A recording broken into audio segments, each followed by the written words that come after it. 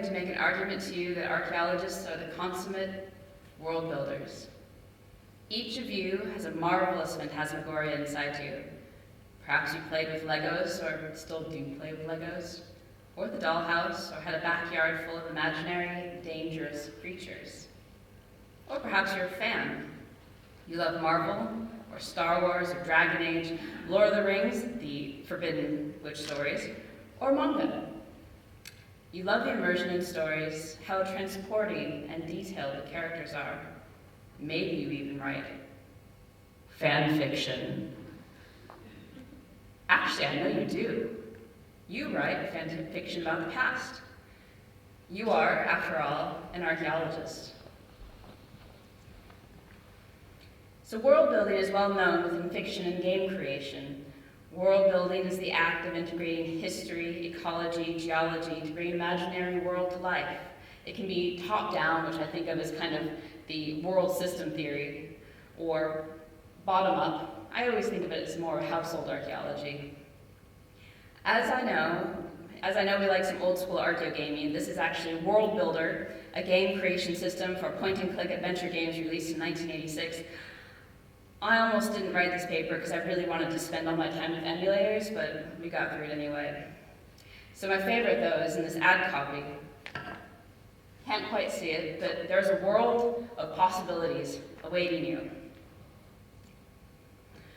So Tolkien is often credited with the first self-conscious world building. I know this isn't Tolkien's map, which he termed as sub-creation, and he speaks on the thought and labor required to achieve the inner consistency of reality. There is a lot of critical literature and creative writing that I won't go into today, but I appreciate this definition, designing environments and interaction rules that help create a storytelling basis for generating multiple stories. Good world building has been shown to create affective immersion, which has been explored within archaeology and heritage contexts by Stuart Eve, Eric Champion, Laia Pujol-Tost, and so many of the amazing PhD students that are presenting here today. It's just wonderful watching everyone. Important to our discussion here, world building has been explored within the literature on digital narrative building. Janet Murray speculated on hyper-serials that will integrate a digital archive for fan remixing. And Ruth Tringham drew on this and Lev Manovich's concept of database narratives and discussing recombinant histories, writing entangled fragments, or microhistories. I found a particularly compelling example in Walden, a game. It's a highly lauded so-called walking simulator of the kind discussed previously, created by a team led by Interactive Media and Games Division Professor Tracy Fullerton. It's around 6 hours long, and you inhabit the body of Thoreau at Walden Pond. The seasons change, and the fragments of Walden are embedded in the living things around you. It took about 10 years to create, and the team found, pay attention here, historic maps to inform the terrain model for Walden Pond. A PhD student gleaned Walden Pond for all references to plants and trees, and they populated the world. There was an emphasis on seasonality, and a robin's song begins and closes each day. This all sounds really familiar to somebody who has created a reconstruction of an archaeological site, be it an illustration, a soundscape, immersive world, or a game. Maddeningly, I'm pretty sure her VR reconstruction of the cabin that she built is actually based on the archaeologist Roland Robbins' design, but I haven't asked, and I've never found a reference to prove it. But this is archaeology. This is world building. There's also slightly problematic use of indigenous arrowheads that you can find in the landscape, embedded with Thoreau's ideas and are voiced quotes, so that you actually pick up an arrowhead and you hear the voice of Thoreau telling you something wise about Walden Pond. I'm like, oh, it's a bit not how I would have made it. But what can world building bring to archaeology? Let's go back actually. There. And I'm going to use examples from my own work primarily, but I really want to emphasize that Tara Copplestone's work that argues about the metaphors of game creation and powerful heuristics is absolutely fundamental to this work. And she argued that game developers tended to describe the past as systems, interactions, agency, and multilinear narratives, which is really interesting and can be very helpful for archaeologists. But archaeologists describe the past as physical things, linear narratives, and the known outcomes of a process. And so by shifting storytelling approaches, we can move away from these grand narratives to craft open-ended past landscapes to think and play in. Right, so Çatalhöyük in Second Life. This is a fairly old school example, and I won't spend a huge amount of time on it, but it was very formative in my career in that we brought together many, many lines of evidence from Çatalhöyük and animated a world in Second Life. So we did everything there for many years.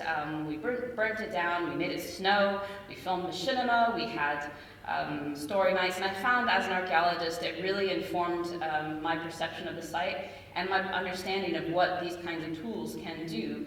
And I got very interested in avatars, but that's kind of actually another talk that I'll put over here. But what is really interesting as well is that we taught a class on gaming and game building in this world. And at first, looking back on it, I never thought it was actually that successful. Me and Ruth Tringham, we didn't know, we weren't game devs, we didn't know how to make games. But we were like, you know, we can just try in that very DIY sort of digital archaeology kind of way. And we ended up kind of making a very involved machinima.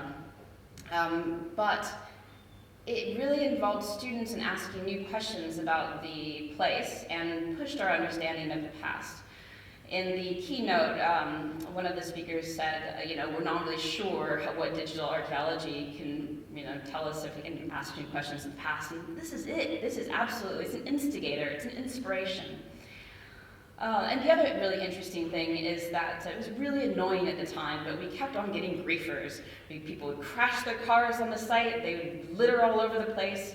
And I actually, looking back on it now with 10 plus years of insight, I think that's beautiful. I think that's amazing. I think that's using and reoccupation of this space that we thought was their little heritage box in their own sorts of ways. And so we built a world, and people were making their own stories in it. And this leads me to my more current work in Other Eyes. It is a 2-year-long funded project, AHRC funded, in which I explored my fascination with avatars in various ways. We're still working on it, but there is a working VR experience. And I once again found the ways that it really pushed me to think about world building absolutely fascinating. So in Other Eyes, it's based on a Roman reconstruction. There is a mosaic in the Yorkshire Museum, which is right next to King's Manor in York, where I work. And we use that to kind of build a mixed reality experience around it. And we're testing out embodied understandings of space and reconstructions. But I kept on finding these amazing fragments all over. This mosaic here had been excavated about 200 years before that. And I wanted to know everything about that mosaic. I get really weirdly obsessed with every single piece of evidence I find. I'm like, where did they find the stone to make this, all these things about the mosaic. And the necklace of the, sorry, this is a prototype of the Ivory Bangle lady. I should stop showing it, but I think it really evokes the uncanny, which I quite like. And it's all of these pieces, all of these fragments coming together. It is building a world, and then working with the video game company was absolutely fantastic as well, because I'm like, okay, so we have the people, we have the place, we have the things, they can sit on the thing, and that's great. We have recreated an archaeological moment. And they're like, okay, yeah, so what happens next? Like, okay, so what's the motivation of characters? What's the story? What's going on? I'm like, I don't know. I didn't really have a good idea of narrative outside of building this world, kind of making this phase plan in my mind. This is a captured moment. And to let myself off the hook, I think it's actually kind of magical to make the place, make the scenario, populate it with all kinds of cool things that we can find out about archaeology, and then let other people live in it. Let other people make the stories. Maybe that's just getting out of it, because there are some really incredible story makers in this very room, and I really admire you. I don't think I'm one of them. I think I make the place, I make the scene, and then I invite you in. So in this is kind of my capacious argument, and it's not very much an argument, it is much more of an invitation. So I invite you to unmoor yourself from storytelling a little bit, from these linear narrative trajectories. And in this, it's very well established. I am the descendant, academic descendant of Ruth Tringer, who has made this argument before. But I think it's really a beautiful example to reinvestigate archaeological evidence, and they're doing a fantastic job through tetrarchs in trying to make these little pieces of archaeological data discernible to anyone who wants to make the stories about them. And so it is a multi-scalar, multi-linear narratives. It is capaciousness. You can make the household archaeology of archaeo games. You can make the giant agent-based model. You can make the landscape argument. And I really love this quote. I realized it might be actually forthcoming. I'm sorry, Aris. But archaeo gaming is about collectively making, exploring, and playing in this wild new digital playground. It's incredibly evocative.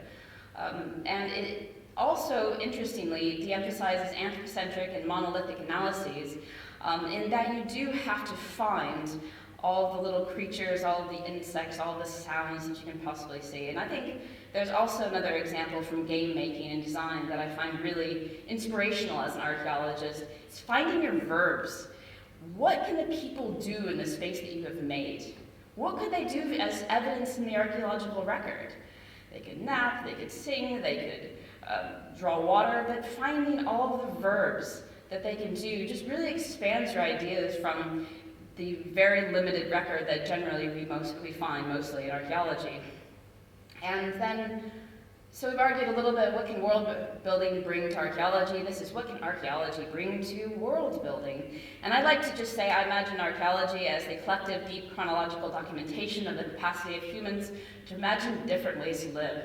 And so we're not necessarily finding out the way that people lived, we're finding out this amazing spectrum, this collection of how people lived. What we can save gaming. I think they're doing okay, actually.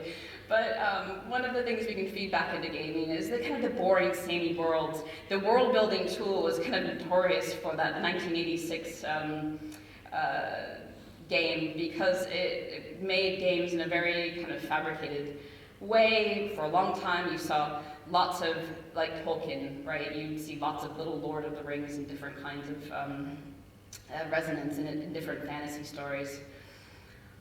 But it's also been found that the perceived realism is actually highly effective in getting people to be immersed in your story and your research that people really like, to feel that they are getting some kind of authenticity or realism. And so archaeology can lend that to people because we have imagined things that they just can't really see.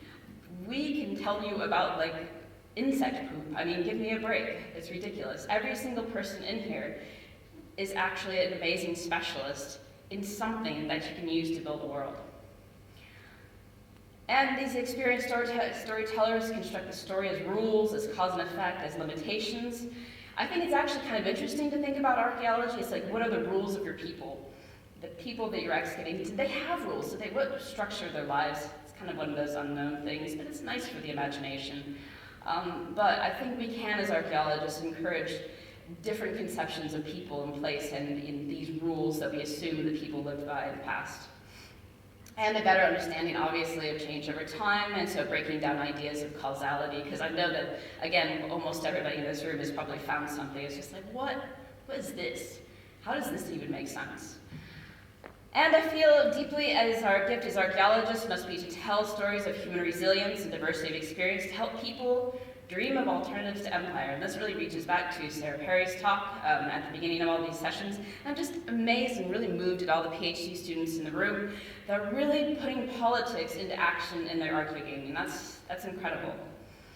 And obviously, because it's me, I always have to bring it back to anarchist world building, and I find this a really inspirational space to move in, so the active shaping of our worlds together, the kind of classic and possibly wrong quote about making a new world in the shell of the old. And friendship and resistance are interconnected. When we are supported, we are more willing to confront that which threatens to destroy our worlds. And once again, from that silly old game, there's a world of possibilities awaiting you. and we carry a new world inside of us.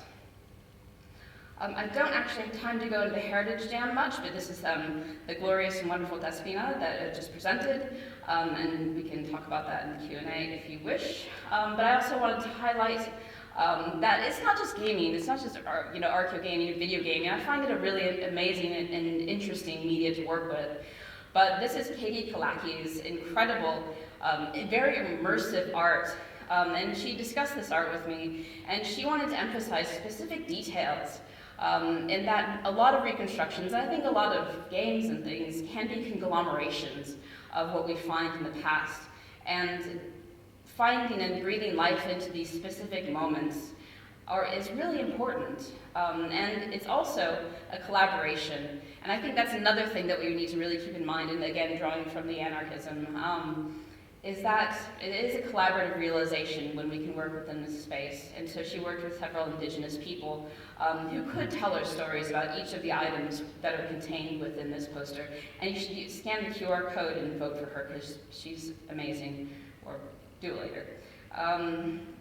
So I wanted to thank you, but I also wanted to say that I have a PhD studentship open on Hacking Big Smoke, Alternate Reality in London's Archaeology, and there's also a postdoc, and these are both things that are moving in the digital space within archaeology at York. Thank you very much.